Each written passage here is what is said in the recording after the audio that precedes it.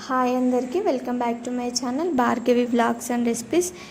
నాకెందుకో ఏమో ఎగ్ శనగపప్పు కర్రీ అయితే తినాలనిపించింది అనమాట.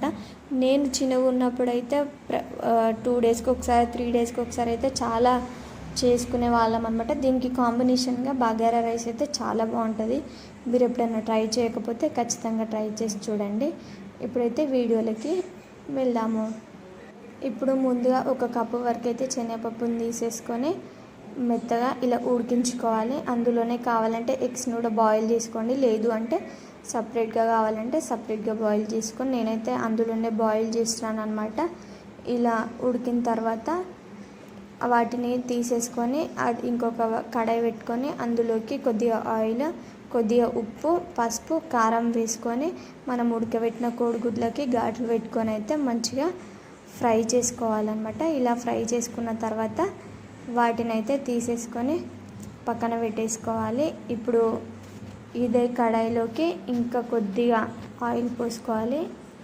ఆయిల్ పోసుకున్న తర్వాత అందులోకి కొద్దిగా జీలకర్ర, కొద్దిగా ఆవాలు, 1-2 ఎండుమిర్చి వేసేసుకొని మంచిగా ఫ్రై చేసుకోవాలి. ఫ్రై చేసుకున్న తర్వాత అందులోకి ఒక 4 నుంచి 5 మీడియం సైజ్ ఆనియన్స్ని వేసుకోండి. ఈ కర్రీలో ఆనియన్స్ ఎంత ఎక్కువ ఉంటే టేస్ట్ అంత బాగుంటుంది అనమాట.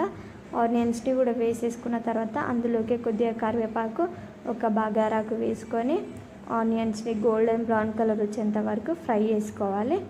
ఇప్పుడు ఆనియన్స్ ఫ్రై అయిన తర్వాత అందులోకి కొద్దిగా అల్లం వెల్లుల్లి పేస్ట్ వేసి పచ్చివాసన పోయేంత వరకు ఫ్రై చేసుకోవాలి.